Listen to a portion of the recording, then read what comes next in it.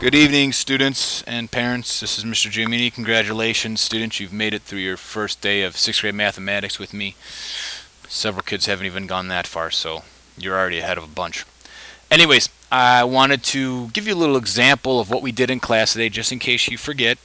And I'm going to guess mom and dad may not have familiarity with these, so this would be kind of something for them to see too, in case they're giving you a little hand this evening. You can see here, we talked about these in class, and I probably butchered the pronunciation in class, so remember these are called a Hashiwokakero, or Keiro. Japanese, Hashi means bridge, so I'm going to call these a bridge, Hashi.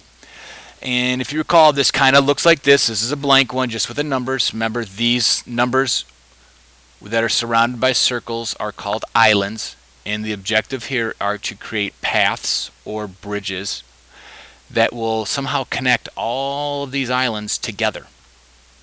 So, just to review the rules that we talked about today in class. Rule 1, the bridges must begin and end at islands, traveling in a straight line.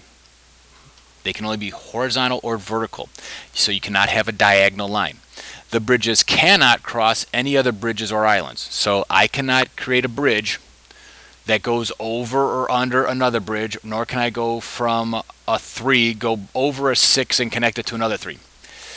No more than 2 bridges can connect a pair of islands. So in between like an island that has a 6 and a 2, I cannot draw 3 bridges in between there. At the most it can only be 2.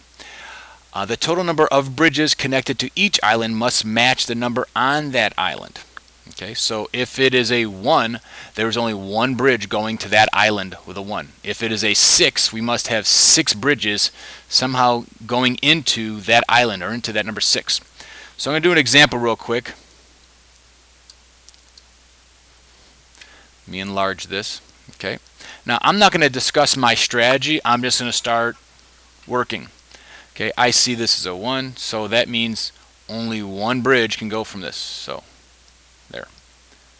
There's an 8, so I must have 8 bridges. Let's see here. And what I like about the computer here is as soon as I have, you will notice that these turn gray. As soon as I have that number of bridges going into that island, it automatically grays it for me. That might be a good strategy to use today. I look at this 5. Okay, 1, 2, 3. Okay, so that means there must be 5 bridges connected to this 5. Well, here's 2, 3.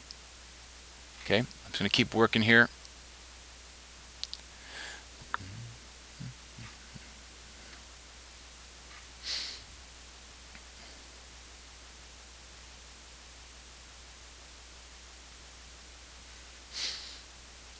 Okay, as you can see, they're starting to turn gray again. Nice strategy to use.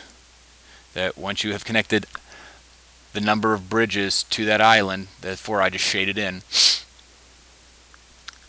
Okay, let's see here. I seem to make a nice progress here. Let's see if I can continue.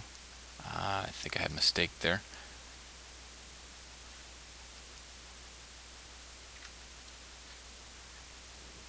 The reason I had a mistake there is because I was kind of looking and saying, okay, as you're doing this, you kind of have to talk to yourself and think, all right, so what's going on here? How many bridges to each one?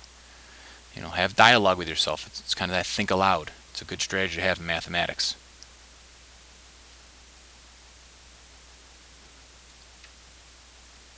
Okay, let's check to see if I'm right. Notice they're all shaded in. Notice there is no island that does not have a bridge connected to it. There seems to be some kind of path where I can get from this one to any other island. So there's a nice path where I can get to any other island. Check it. Congratulations, Mr. Giamini. You have done it in a minute 58. So that's how you do your Hashi.